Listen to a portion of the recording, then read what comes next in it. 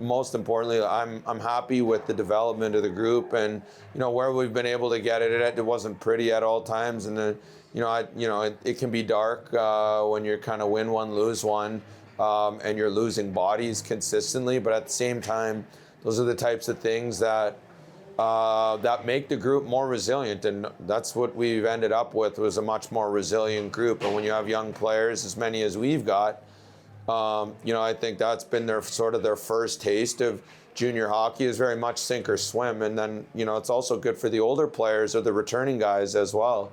Both, is they look around and they go like, we really need to work here. Like, we need to make sure that we're finding ways to win games. Guys are getting injured and all of this. So they start to really take ownership of steering the ship the way it needs to go. And, unique beginning, but I would say overall, happy with where it's got to. And what's been the biggest challenges and successes through the first half of the season? Yeah, Brett, the biggest challenges have been managing injury. On my end, it's been trying to make sure that we have the right players in the role that I'm in now. So that's been a challenge. You want to give guys opportunities to find their way, and versus losing players and just trying to go out and re-recruit a new team. We've avoided that for the most part, and we just work with the guys, trying to make them better.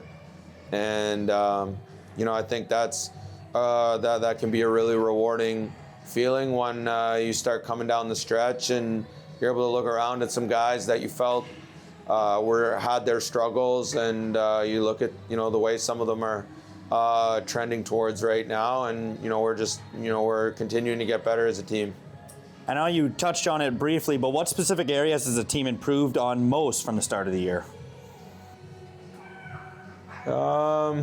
Lately, it's been about getting better defensively, giving up less shots than we were.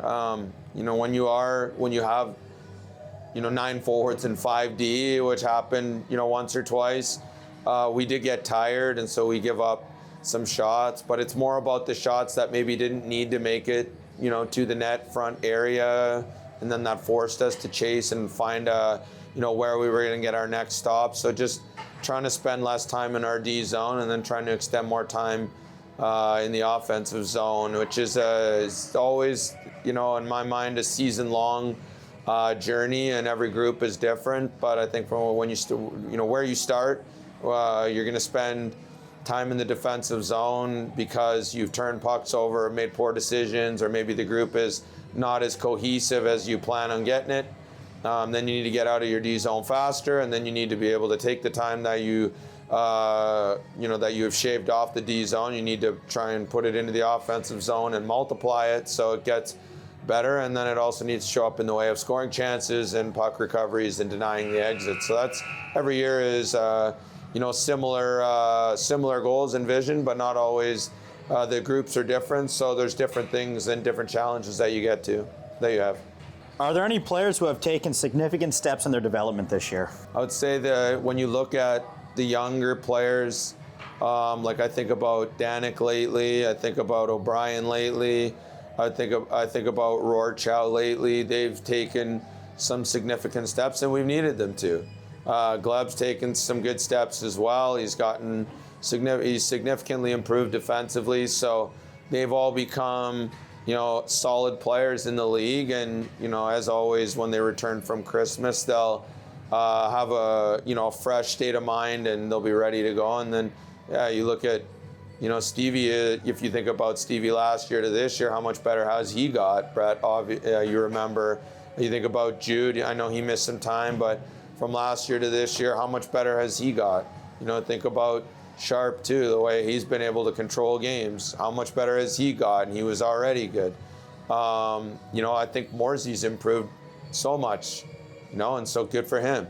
That's what it's about. I think our goalies, they've improved significantly since the beginning of the year, and we liked them from the beginning. I think everyone's getting better, and I'm leaving names off, but I think we can go up and down the roster.